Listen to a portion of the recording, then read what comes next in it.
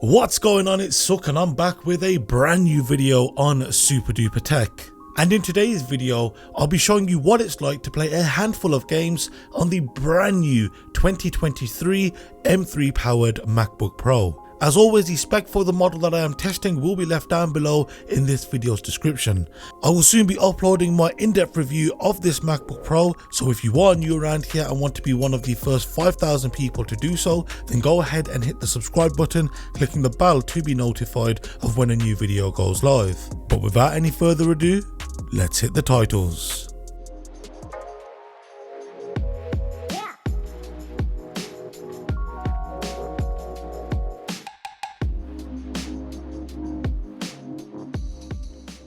So first things first, let's get into talking about which games I played on this MacBook. So these range from Battlefield 5, Shadow of the Tomb Raider, Minecraft, League of Legends, Grand Theft Auto 5, CSGO, Firewatch, Fortnite, Hitman 2, CSGO 2, Cyberpunk, Thief Simulator 2, Watch Dogs Legion, Halo, Overwatch 2, and finally Resident Evil Village. And if you take a look in this video's description, you'll find if these games were played natively through macOS, on Parallels, or through Crossover.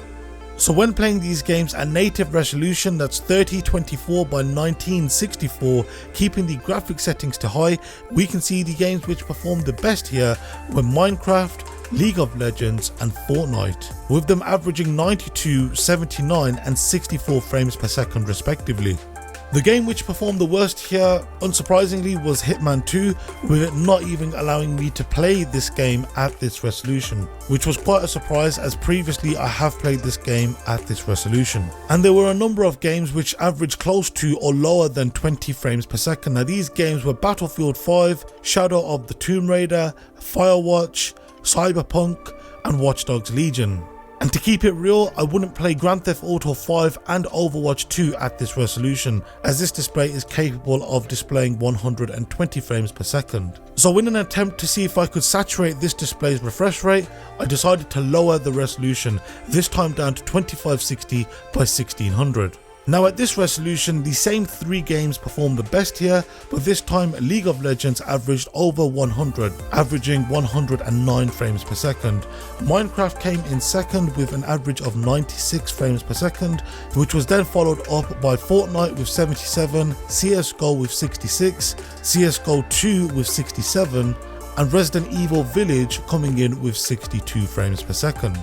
And whilst these games were all playable at this resolution, no game managed to saturate the 120Hz panel of this MacBook's display. Therefore, I once again chose to lower the resolution down to 1920 by 1200.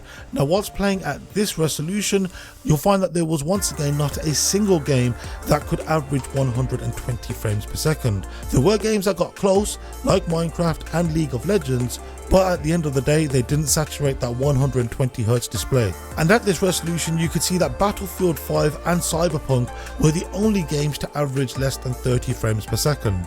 So I really wanted to see if I could saturate this display's 120Hz refresh rate, so I once again lowered to the resolution of 1200 by 800.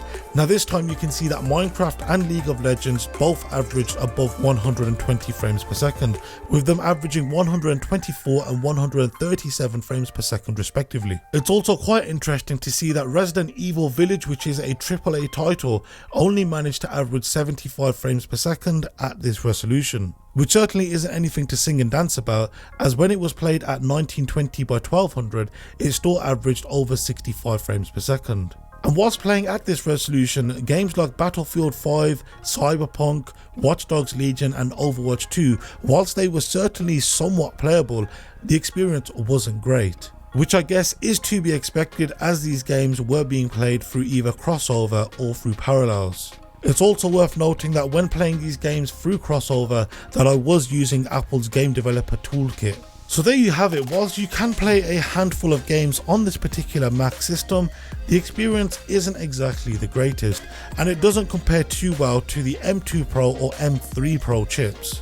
And it's certainly nowhere near the performance that I got from the M3 Max. Now if you want to check out that video, then I will leave it linked down below in this video's description, or alternatively you can click the card in the top right corner to go and check it out. As I mentioned earlier, we are on the road to 5,000 subscribers, so if you are new around here, then I must ask you to hit the subscribe button, clicking the bell icon to be notified of when a new video goes live. But once again, thank you very much for watching, and I'll see you next time. Take care and have a good one.